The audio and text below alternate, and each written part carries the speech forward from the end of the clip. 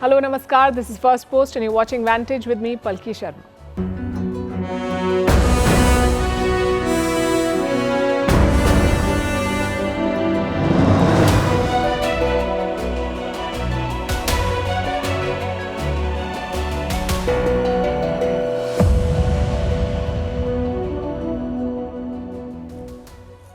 The US presidential election is 4 days away and Donald Trump is wooing the Hindu vote. His Diwali message highlights the atrocities on Hindus in Bangladesh. While it's trending on social media, will it resonate with the Indian American voters who have traditionally voted for Democrats? Also, what does it mean for Biden's friend and Bangladesh's leader Mohammad Yunus? We'll discuss all of that. Plus a look at why Harris and Trump are reaching out to communities that have not traditionally supported them. In West Asia, Iran is said to be preparing for a big strike on Israel, this time from Iraq. In Ukraine, Zelensky is upset with his allies for doing nothing about North Korean soldiers. Why the US has sanctioned Indian companies over supplying goods to Russia. Why Moscow has fined Google an astronomical sum, $20 decillion. That's 2 followed by 34 zeros. All about OpenAI's Search GPT. Will this new search engine challenge Google? How Spain is grappling with floods that have left more than 150 people dead, and how sugar in baby food can lead to high risk of diseases later in life. All this and more coming up. The headlines first. Indian troops begin patrolling in Ladakh's Demchok sector after disengagement with China. Patrolling in another friction point of Depsang sector is also expected to begin soon. On Wednesday, troops from both India and China finished disengagement at the 2 friction points in eastern Ladakh. This marked a major breakthrough in the border standoff, which began in 2020. Lebanon accuses Israel of rejecting a ceasefire after the Israeli military bombs the Hezbollah stronghold of South Beirut. The strikes came a day after Israeli Prime Minister Benjamin Netanyahu met US officials to discuss a possible deal to end the war in Lebanon.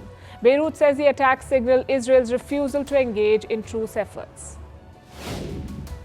Kenya reintroduces the tax reforms which had sparked deadly protests earlier this year. The unrest forced President William Ruto to scrap the unpopular finance bill in June. But Kenya's government desperately needs to boost its revenue. The East African country has a debt of around $80 billion.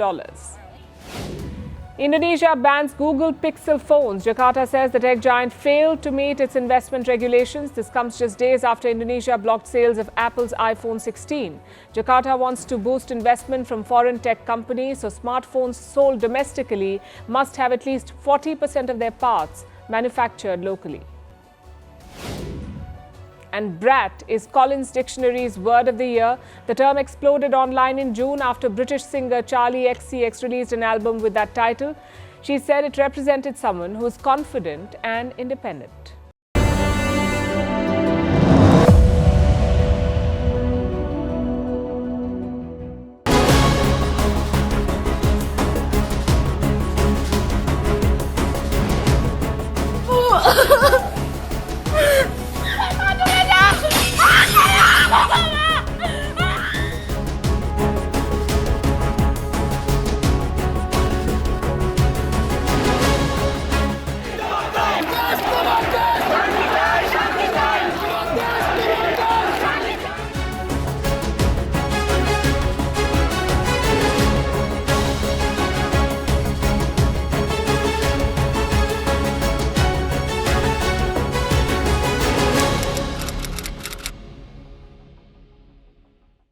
We're counting down to Election Day in the United States. It's Kamala Harris versus Donald Trump, arguably the most important US election in decades, also the closest race in decades. So every single vote counts.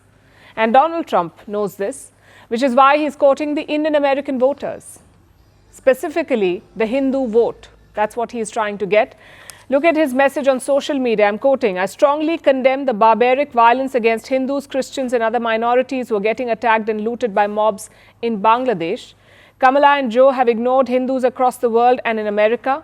We will protect Hindu Americans against the anti-religion agenda of the radical left." Now, this is a very significant statement because it's not the current US position on Bangladesh.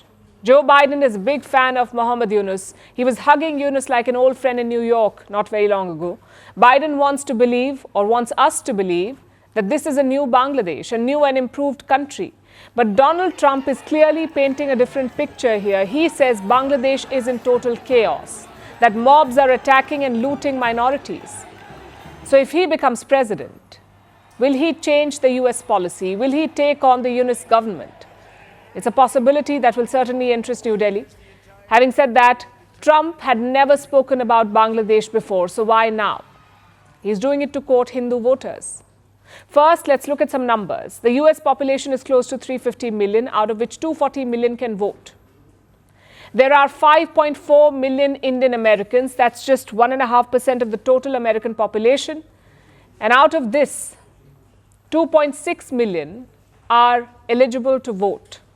That's around 1% of all eligible voters. Most of them are Hindus, 1% of the total voting population. I know it does not sound like a big number, but this election is not about big numbers. It's all about narrow margins, about a few hundred votes in key swing states. Just look at Pennsylvania, Georgia, North Carolina, and Michigan. Indian Americans are the largest Asian community in these states. In Pennsylvania and Georgia, there are 150,000 Indian Americans, more than enough to tilt the balance. So numerically, they do matter. Plus, Indian Americans are financially strong. They make up just 1.5% of the population, but they pay 5 to 6% of the income tax. So simply put, this is a very influential community. Even the Harris camp knows that. She was on the campaign trail during Diwali, but the White House organized a grand bash nonetheless. Indian music, Indian celebrities, and Indian food. Take a look.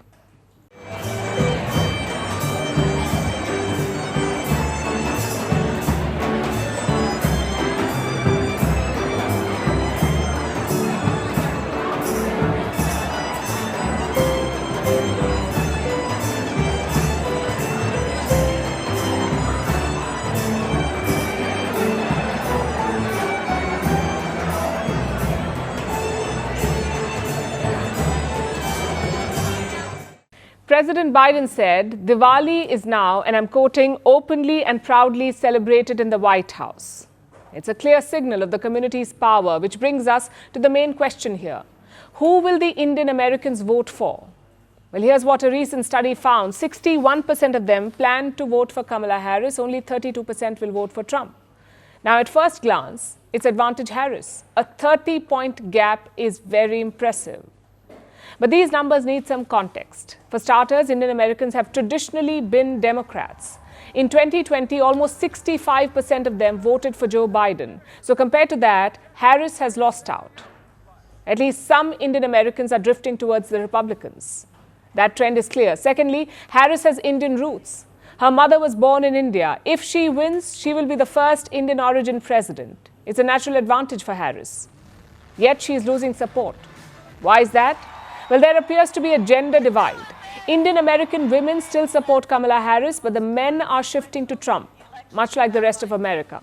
Plus, Harris is not highlighting her Indian roots.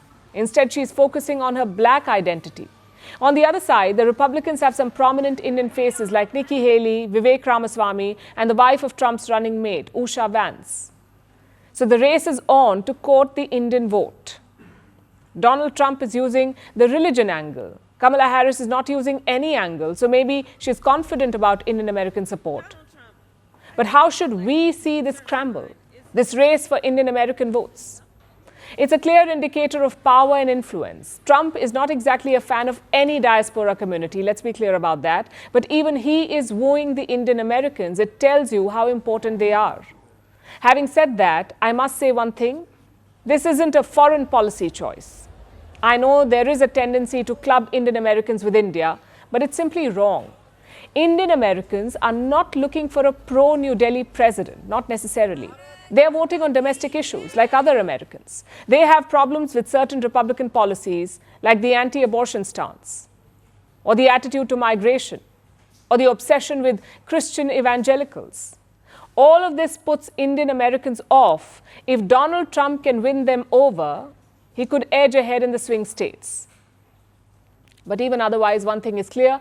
This election marks the rise of Indian Americans as a political force. They were always a financial and cultural force, but this time, their political power is also on display. So that's where the Indian Americans stand. But what about the other blocs? Who will they vote for? To understand that, let's look at the US population first. About 59% of Americans identify as white. More than 19% are Hispanic. 12.6% are African Americans. Around 6% are Asians. And 2.4% are multiracial. That's the rough breakup according to the 2022 census. Now, this includes both men and women, and they don't always vote along the same lines. So how is this electorate split? Let's start with white men. Donald Trump has always had their support, both in 2016 and 2020. They are a loyal voter base for Republicans, and this time will be no different. More than 60% are set to vote for Trump, more than 60% white men in America. So the white men are Trump loyalists, but the women not so much. Look at this new poll. 46% white women say that they will vote for Trump. 43% will vote for Harris. That's not much of a gap, especially in an election as close as this one. And it reflects the larger trend. Harris has been making gains among white women, which means Trump is losing out on a loyal voter base. So he's trying to woo them back, but he does not seem to be doing a very good job of it. I want to protect the people. I want to protect the women of our country. I want to protect the women. Sir, please don't say that. Why? They said we think it's very inappropriate for you to say. So why? I'm president. I want to protect the women of our country. They said, sir, I just think it's inappropriate for you to say. Pay these guys a lot of money. Can you believe it? I said, well, I'm going to do it whether the women like it or not. So Trump says he will protect women whether they like it or not. And this did not go down well with everyone. Of course, the Democrats are slamming it. Kamala Harris says it is offensive to women and their agency. I will comment on the former President Donald Trump's remark about women and whether they like it or not. And listen, it actually is, I think, very offensive to women in terms of not understanding their agency, their authority, their right, and their ability to make decisions about their own lives, including their own bodies. And it's not just about white men and women. Irrespective of race, there's a wide gender gap in this election. More women are voting for Democrats, more men are voting for Republicans. And this divide is quite stark, and it widens when you look at the younger voters. 66% young women will vote for Harris, or so they say. Meanwhile, 51% young men say they'll vote for Trump. The trend is similar among African Americans. 73% black women want Harris, but only 63% black men say they will vote for her. What do you think explains this gap? It's Donald Trump. He is gaining support among black voters, especially the men. 19% black men now want Donald Trump as president. It's a number that's gone up since 2020. And this isn't the only such bloc. Take Hispanic men, for example. Donald Trump is making gains there too. 44% Hispanic men back him. This is despite his recent garbage fiasco. Last week, Trump held a rally in New York. A comedian there called Puerto Rico an island of garbage. Puerto Ricans make up 2% of the US population, a crucial voting bloc among Hispanics. This community took offense to the comment. The Democrats tried to capitalize on it, but it did not really reflect in their support. 46% Hispanic men support Kamala Harris, which is only 2% more than Donald Trump. Of course, she has better luck among Hispanic women and Hispanic celebrities. I am Puerto Rican. Soy Boricua carajo. And yes, I was born here, and we are Americans. I am a mother. I am a sister. I am an actor and an entertainer, and I like Hollywood endings. I like when the good guy, or in this case, the good girl wins. So Harris has the star power, which is not surprising or new. The Democrats have always enjoyed support from Hollywood. Celebrities campaign for them, movie stars endorse them, and it translates into big checks. Take the Harris campaign, for example, from Beyoncé to Taylor Swift, George Clooney, Julia Roberts, Bruce Springsteen, Eminem, they're all rooting for her. Even the Avengers have assembled again to back Harris. Hi, you guys. Hi, Avengers. Hey, Thanks for Scarlett. jumping on the call. It is our pleasure to come together and to get the vote out this election. I think Kamala Harris needs a catchphrase. Ooh, yes. Vote. Kamala forever. That's better. Kamala Harris down with democracy. Oh, yeah. Down with democracy. Down with democracy. Yes! All right, that was awesome. So Hollywood's behind Kamala Harris, and who does Donald Trump have? The tech billionaires of Silicon Valley, from Tesla CEO Elon Musk to PayPal co-founder Peter Thiel, crypto investors, venture capitalists, they're all backing Trump, which is surprising because traditionally Silicon Valley has been blue. They have mostly backed Democrats, but that is shifting. More and more of them are supporting Trump.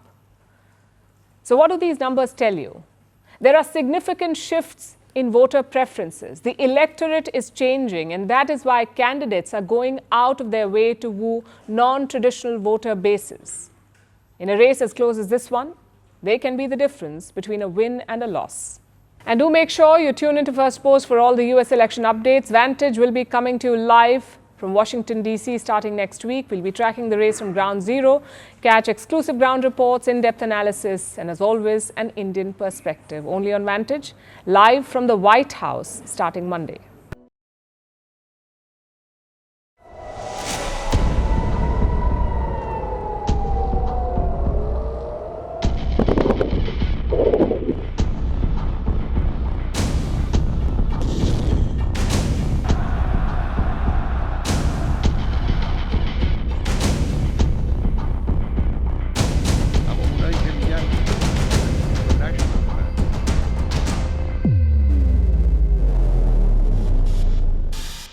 To West Asia now, where it seems the war is about to escalate. Reports say that Iran is gearing up to attack Israel again. Iranian generals have issued new threats, and they reportedly have the tacit approval of Iran's supreme leader, Ayatollah Ali Khamenei.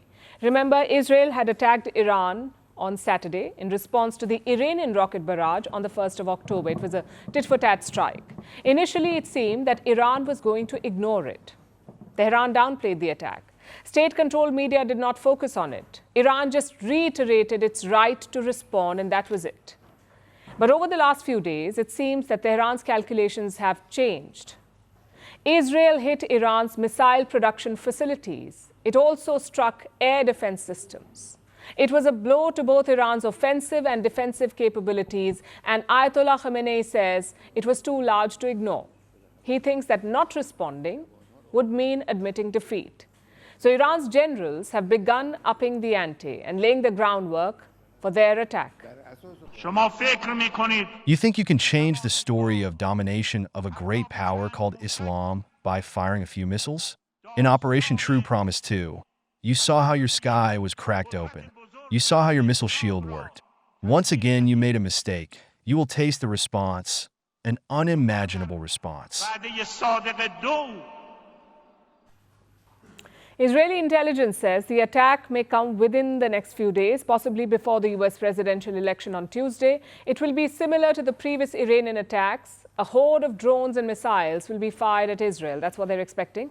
And there may be a difference, though, this time. Iran might not attack directly. Israeli officials believe that the attack will be carried out by Iran-backed militias who are based in Iraq. Now, you know that Iran has a number of proxies all over West Asia, like Hamas in Gaza, Hezbollah in Lebanon, and the Houthis in Yemen. But it doesn't end there. Tehran also backs militias in Iraq and Syria. Israel believes that the proxies in Iraq are the ones preparing to carry out the next strike. This may be a way for Iran to deflect blame and avoid another Israeli response. Last Saturday's strike has left Iran exposed. It's something that Israel knows well. Israel today has more freedom of action in Iran than ever. We can reach any place in Iran as necessary. It's an awkward situation for Tehran. If it doesn't strike, it will be seen as weak. If it does, it may have to deal with a massive Israeli response. Khamenei is stuck between a rock and a hard place, which is why he may be hoping that his Iraqi proxies can take care of the dirty work. Because the last thing he needs is another strike inside Iran, especially one that targets his country's fragile economy. Now, objectively speaking, Iran is a rich nation. It has an abundance of resources like oil and natural gas. But Tehran cannot fully exploit its economic potential because of years of Western sanctions. Iran manages to get by thanks to partners like Russia and China. Fuel and weapon exports to these countries has allowed Iran to remain afloat. But war is always a costly affair. Iranians have been facing a cost of living crisis. It has led to public anger, and this could threaten the regime if it is not careful. Public sentiment is also why Khamenei wants to strike Israel, to placate the people of Iran, to show them that the regime is still powerful. Again, Khamenei is between a rock and a hard place here, but despite the tenuous economic situation, it seems that Khamenei is preparing to splurge on the military. Iran is planning to triple its military budget next year. Where will it get the extra money is the question. Probably by diverting funds away from civilians. So it is imperative for Khamenei to keep the Iranian people placated and the country's economy intact. That is the situation in Iran. What about the other side? How is Israel dealing with all of this economically? Well, things aren't going great there either. Israel is planning to roll out an austerity budget next year. It will increase defense spending and cut social services and education spending. Israel's economy has stagnated since the war began last year. It grew by 0% last year, 0% growth. And inflation is hurting ordinary people. Despite this, Israel is planning to increase taxes to fund the war effort. As I said earlier, war is always a costly affair for everyone. So an escalation is the last thing that anyone needs right now. Now let's look at the other war, the war in Ukraine. The latest headlines have been dominated by one thing: North Korean troops in Russia. Between 10 and 12,000 North Korean troops are in Russia, and they're making their way to the Kursk region. This is in Russia, it borders Ukraine. These North Koreans are apparently in Russian uniforms, and they're preparing to head to the front lines. Ukraine, of course, is angry, not just with North Korea and Russia, but also with its Western allies. President Zelensky says the Western response to these troops has been, quote unquote, zero. And he's getting increasingly desperate ahead of their imminent deployment. Here's our report. Putin is checking the reaction of the West. Putin is checking the reaction of NATO countries. Putin is also checking the reaction of South Korea. And then if nothing happens, and I believe that the reaction that is there today is nothing, it is zero, then the number of Korean soldiers will be increased on our soil. Ukraine's President Volodymyr Zelensky is furious about the North Korean troops at his doorstep. He's also annoyed at his Western allies, at their response, or the lack thereof. Zelensky says that the Western response to North Korean troops in Russia has been zero. The West, though, says it's monitoring the situation as it unfolds. We now assess that there are some 10,000 North Korean soldiers in total in Russia. And the most recent information indicates that as many as 8,000 of those North Korean forces have been deployed to the Kursk region. We've not yet seen these troops deploy into combat against Ukrainian forces, but we would expect that to happen in the coming days. The U.S. provided this update yesterday. In Russia. Our assessment is that Putin's forces have trained these North Korean soldiers in artillery operations, UAV operations, and basic infantry operations, including trench clearing. The Kremlin has also provided these DPRK troops with Russian uniforms and equipment. And all of that strongly indicates that Russia intends to use these foreign forces in frontline operations in its war of choice against Ukraine.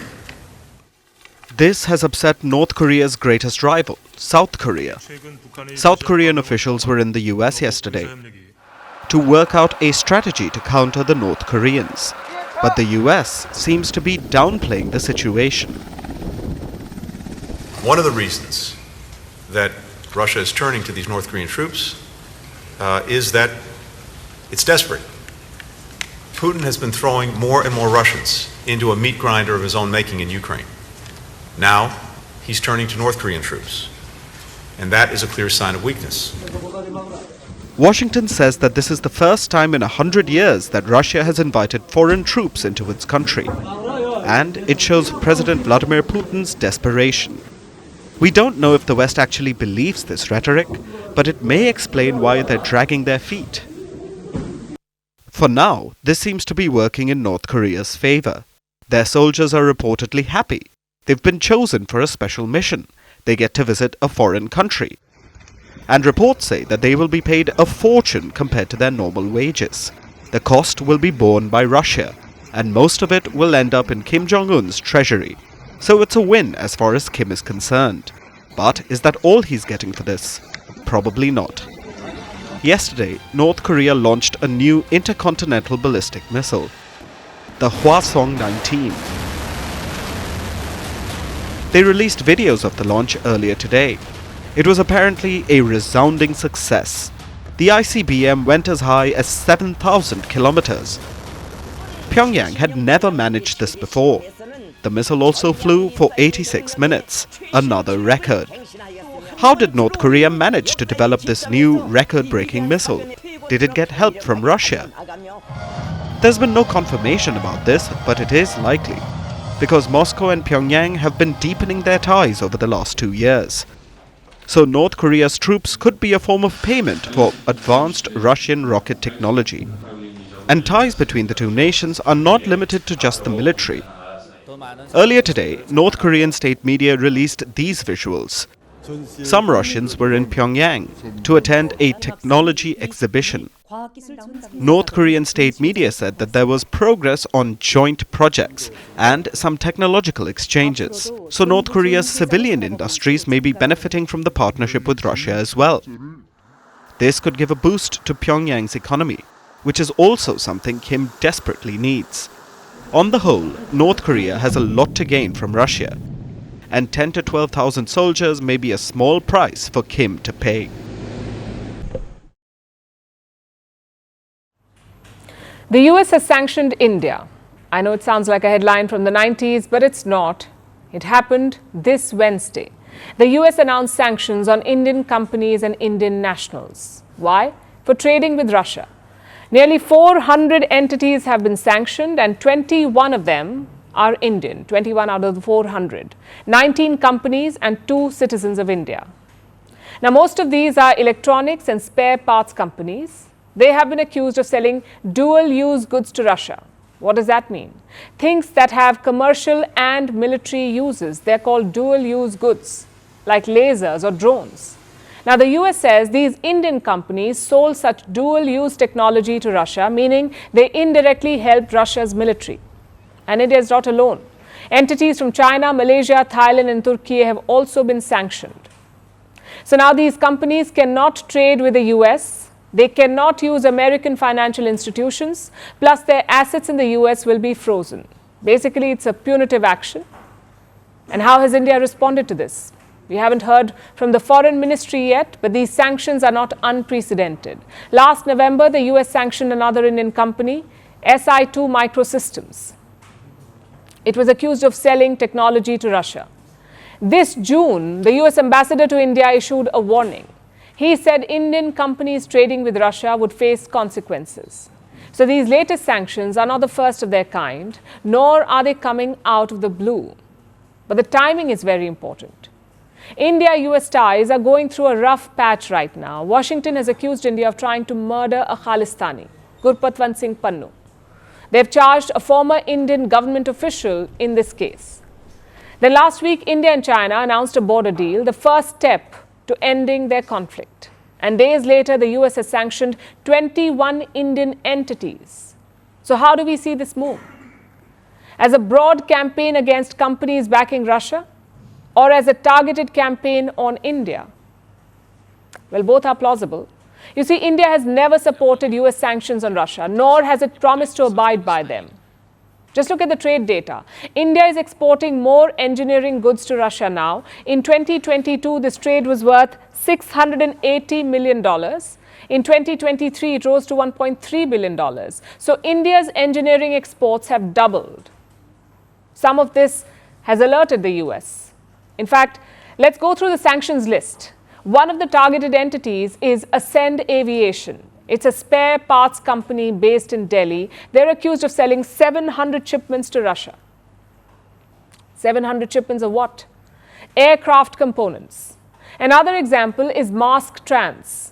They allegedly sold $300,000 worth of goods to Russia.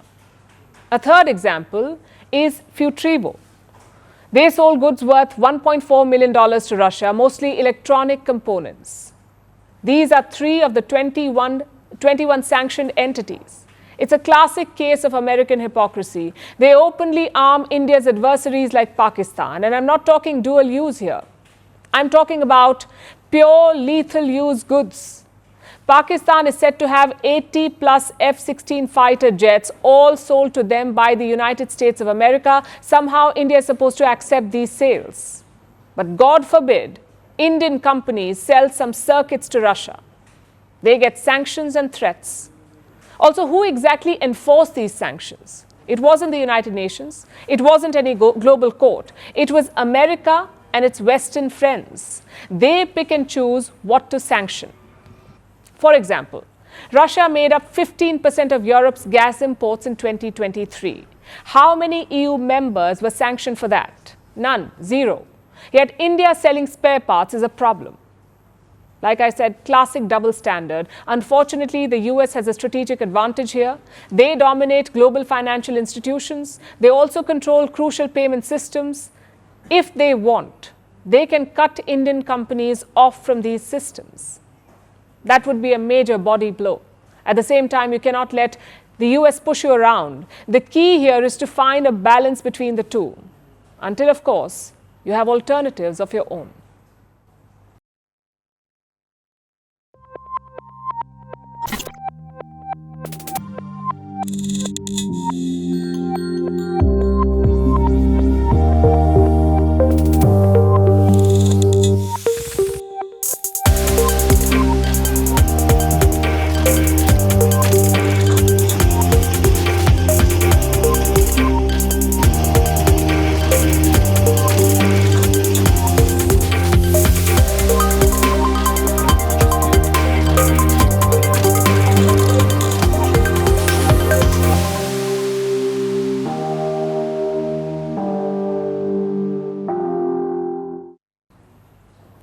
Do you see this number on your screen?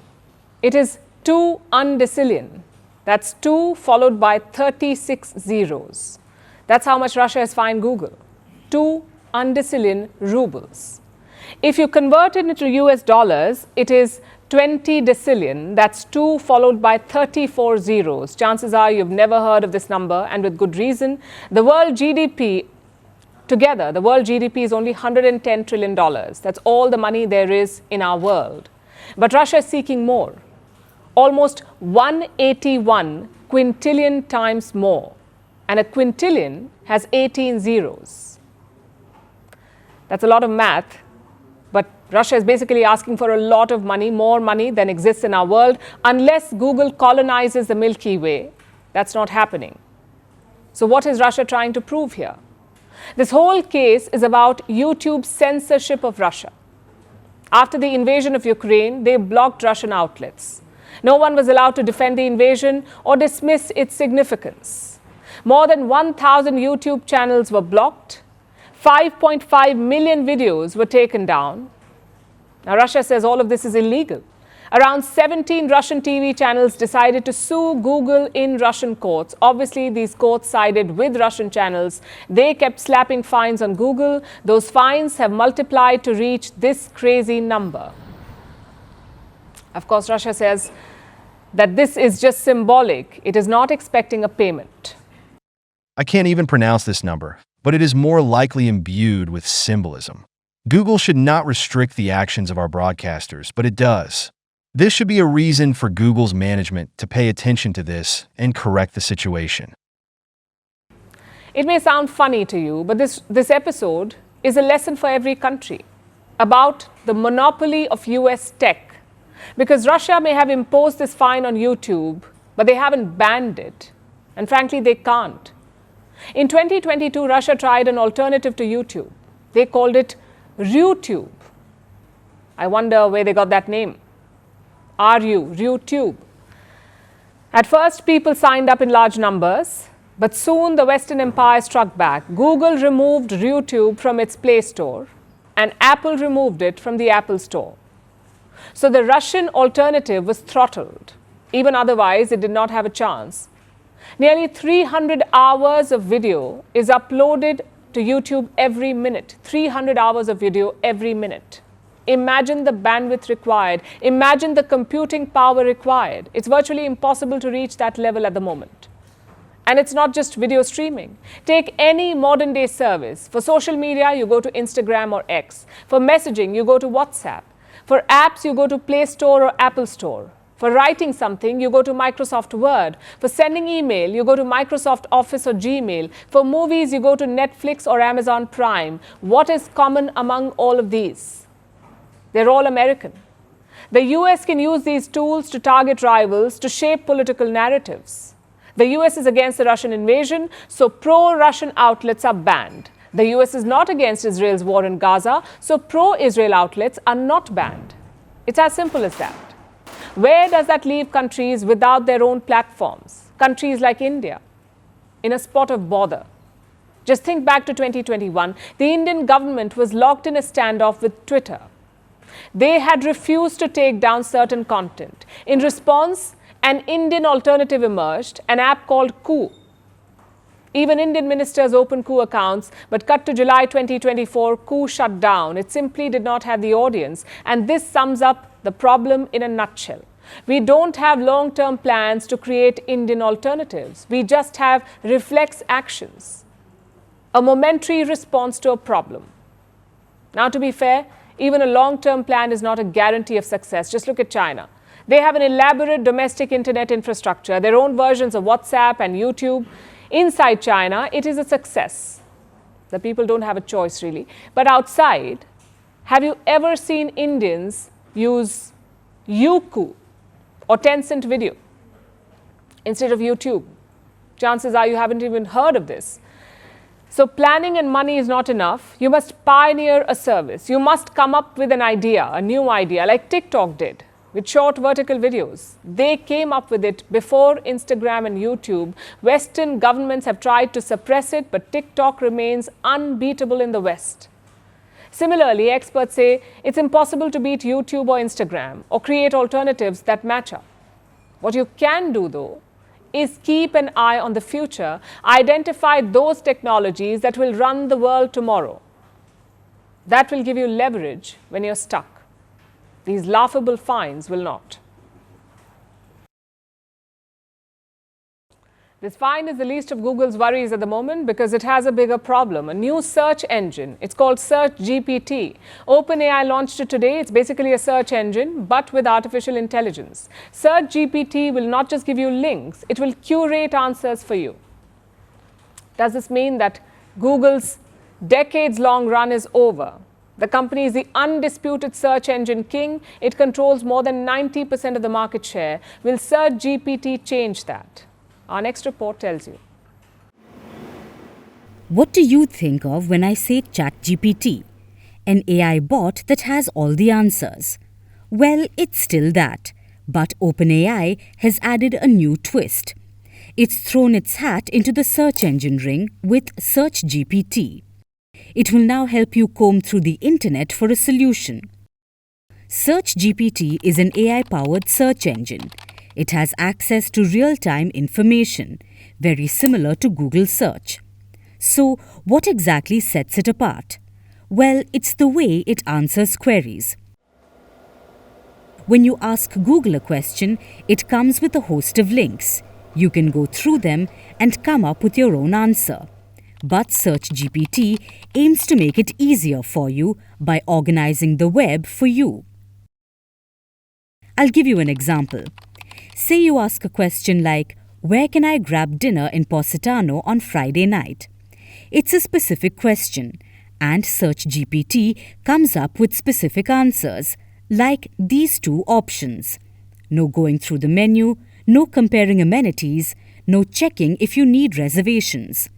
Search GPT gets all that information for you. Here's another example. Say you ask about the weather. Usually, Google will give you a list of the next 10 days, but Search GPT takes it a step further. It summarizes weather patterns, tells you if you need an umbrella. It's a minor detail, but an important touch that could go a long way. So Google's AI challenger is here. But what does it mean for the company? Google is still the undisputed king of search engines. It controls 91% of the global search market. For decades, no one has come close. But Search GPT could. And it's a fear Google has had. So earlier this year, it too integrated AI into its search engine. You must have noticed it. Some Google searches come with an AI overview. But there's a problem with all of this, and that's publishers. Google depends on digital advertising for all its money. You publish an article, you pay money to boost it, and it shows on the top of the search engine. That way, more people click on your link and you get engagement. It's a huge business for Google. Last year, it brought in around $175 billion. But some publishers believe Google's AI undercuts their traffic by almost 25%, because the AI overview only shows those articles it sourced information from, not the ones that paid to be on the top of the search engine. So it could affect Google, and it's also a legitimate fear for OpenAI. How do they prevent this from happening? That is the big question. Ever since artificial intelligence took over the world, the grand vision was simple: to integrate AI into search engines. That way, you can create a meta search experience. You have a digital assistant that not only chats with you, but also gives you information in real time. Hello Siri, what's the weather going to be today? A real-life Jarvis to your Iron Man. OpenAI's Search GPT has taken its first step towards that. But can it beat Google?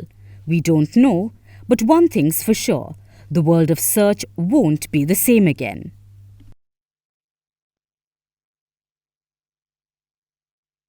Now let's turn our attention to Spain. The country is going through a calamity. Earlier this week, it witnessed its worst storm in decades. The storm hit eastern and southern Spain, predominantly the Valencia region.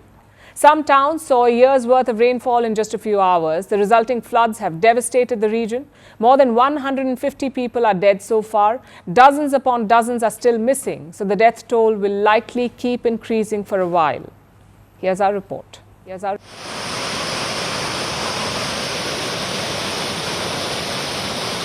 Torrential rains wreaked havoc across Spain this week. The country saw its worst storm in decades.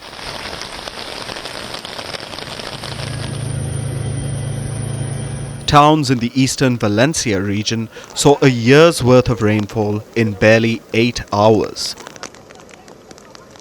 Rivers overflowed. Water gushed through the streets, taking everything along with it. This is the aftermath.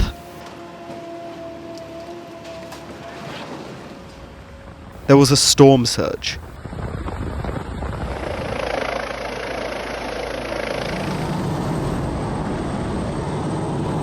Water levels rose rapidly.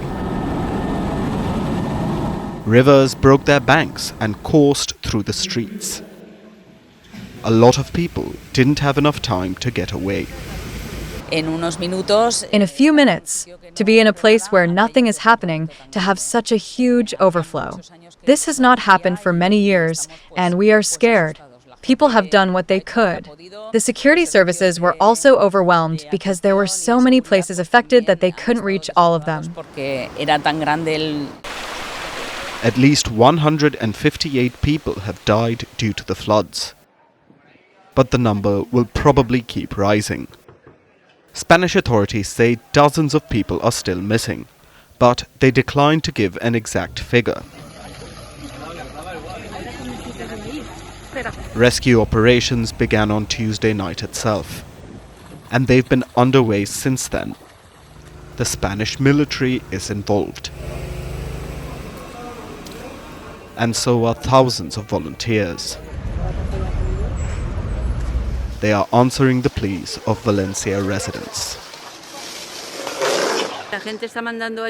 People are sending help, but we need lots of help here, because the village is destroyed and what has happened this week has never happened before. There have been many times when the ravine has been full, but this time it has destroyed the village. How did this disaster unfold? Scientists are blaming climate change. Rains are common in Spain this time of year, but scientists say that climate change supercharged them. We know that with climate change, when we have heavy rainfalls, we're going to get heavier rainfalls. So anytime we see these types of events, we know that climate change is making them worse. Until something is done to address climate change, disasters like this are expected to become more frequent. Similar floods took place in Germany and Belgium in 2021. This year, it's Spain. Who knows which country will be affected next? For our last story tonight, let's talk about baby food, the likes of formula or milk powder. In the West, companies strictly follow global guidelines, no added sugar in baby food. But in the global South, things are different. Most baby food has added sugar, and according to a new study, it's a huge problem. It says sugar in the first 1,000 days of a baby's life could result in poor health later on. It increases the risk of diseases like diabetes, obesity, even heart problems. Then why do companies keep adding sugar? And who will hold them accountable? Our next report tells you. The first 1,000 days. How can they impact a baby's life? Well, this is when their main development happens. From brain formation to learning and even social skills, these 1,000 days are crucial. They can shape a child's life for years to come. So what happens when they get added sugar during this period? Well, it puts them at a risk, because sugar leads to multiple health issues later in life, from diabetes to heart diseases to chronic illnesses in the future. If a child is given a low-sugar diet in the first 1,000 days, they have 35% less risk of type 2 diabetes, 20% less risk of high blood pressure. Diseases also set in 2 to 4 years later compared to those who consumed more sugar. So, how much sugar should a child consume? Now, all foods have some amount of sugar. Those are called naturally occurring sugars, like in fruits and milk. But then come added sugars, the kind added to foods during processing or preparation. The American Heart Association says kids aged 2 or more should consume less than 25 grams of added sugar. That's around 6 teaspoons. Those below 2 should not consume any added sugars. That's the global guideline. Yet, children below 2 are consuming more added sugar than ever. Why? Because of its presence in baby food. From formula to baby milk powder, cereal, porridges, pureed foods, all of it have hidden added sugars. You may not expect it, but that doesn't mean they aren't there. Look at this UNICEF study. It looked at 1,600 baby foods across Southeast Asia. Nearly half of them included added sugars and sweeteners. Why? Because it keeps the children hooked. More sugar equals more taste. More taste equals more consumption, and more consumption equals more sales. But there's a double standard here. Look at this report by a Swiss organization. It says that some brands add sugar to baby foods and sell them in certain countries. Countries that are in the global south. But they never do the same in Europe or other Western nations. Their baby food has no added sugar. And it's because of the strict guidelines in those countries. That's not to say that countries in the global south don't have rules. But companies often find a loophole or a legal roundabout to avoid scrutiny. So what can countries do to prevent this? The first is tighten their rules. But that's easier said than done. Not every country can splurge millions on inspections and regulations, which is why global bodies should step up. The World Health Organization or WHO guidelines say no added sugars or sweetening agents should be permitted in any food for children under 3. Yet companies openly flout this, especially in the global south. So it's important for global bodies to hold companies accountable and make sure they don't have a harmful effect on the lives of millions of children.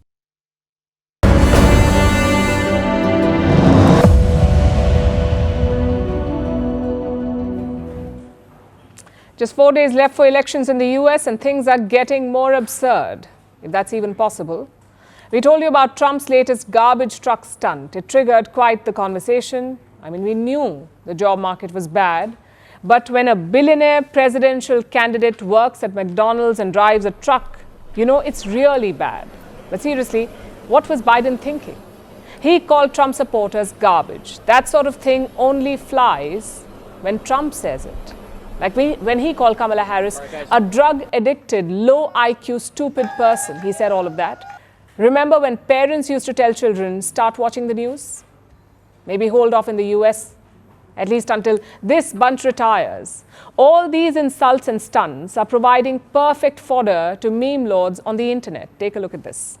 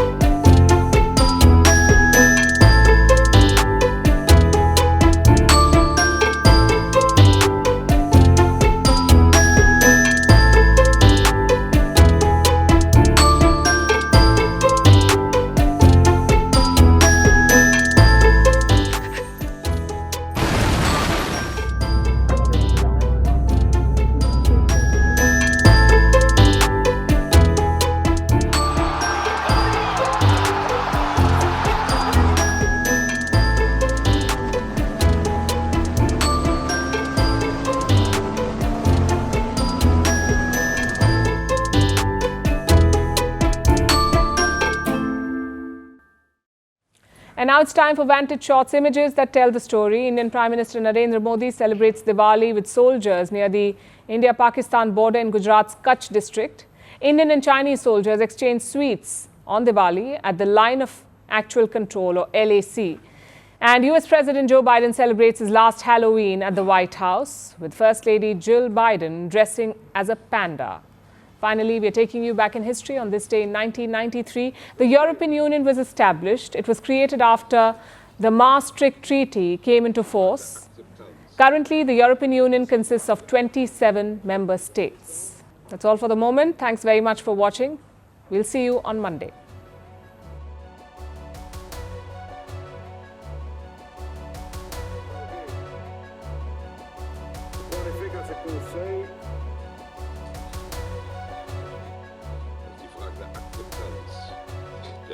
Les décisions plus importantes qui pourront être prises en décembre.